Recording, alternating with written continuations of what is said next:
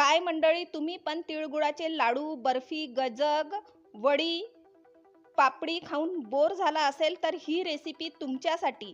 2 वाटी मैदा, अर्धा वाटी रवा, चिमूटभर मीठ घातलं आणि कडकडीत गरम तेल घातलं आणि छान मिक्स करून घेतलं चोळून चोळून. आता थोडं थोडं पाणी घालून कणिक मळून घेतली. सेमी सॉफ्ट डो करायचा आहे. 15 मिनिटं रेस्ट दिलं. आता एका पॅनमध्ये 2 वाट्या तीळ भाजून घेतली आणि अर्धी वाटी साखर आणि 4-5 वेलच्या बारीक करून घेतल्या मिक्सरमध्ये. आपली तीळ भाजून झालेली आहे. आता मिक्सरच्या भांड्यात तीळ पण बारीक करून घ्यायची आहे. पावडर करायचं नाही आहे, दरदरीत वाटून घ्यायची आहे. आता तिळामध्ये साखर घातली, पिठी साखर, वेलची घातली, खोबऱ्याचं कीस घातलं, मिल्क पावडर घातलं आणि छान मिक्स केलं आणि बटर घातलं. काजूची पूड पण घातली. आता इकडे आपला डो छान सेट झाला आहे. आता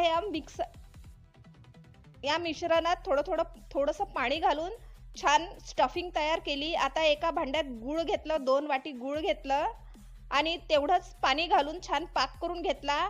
पाक थोडा चिकट करायचा आहे, 1 तारी किंवा 2 तारी करायचा नाही आहे. आपलं मिश्रण तयार आहे. याचे छोटे छोटे बॉल्स करून घेतले. हे बघा, असे बॉल्स करून घेतले मिश्रणाचे.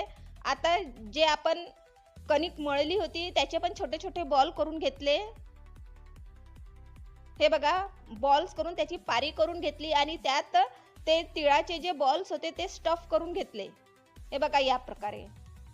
आणि आता हाताने ते बॉल्स असे थापून घेतले, फ्लॅट करून घेतले आणि तळून काढले.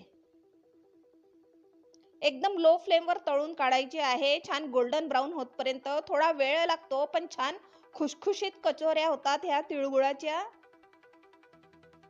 हे बघा, आपोआपच बघा किती छान फुलत आहे. एकदम स्लो फ्लेमवर तळून काढायचं आहे. आपल्या तळून झालेल्या आहे कचोऱ्या. आता हे खायचं कसं हे बघा. याच्यावर गुळाचा पाक घातला आणि वरून डेसिकेटेड कोकोनट घातलं. तुम्ही ड्राय फ्रुट्स पण घालू शकता किंवा वरून रबडी पण घालू शकता. खूप छान आणि टेस्टी लागते ही रेसिपी. तिळगुळाची वेगळ्या प्रकारची रेसिपी आहे. ट्राय करून बघा. खूप छान आणि टेस्टी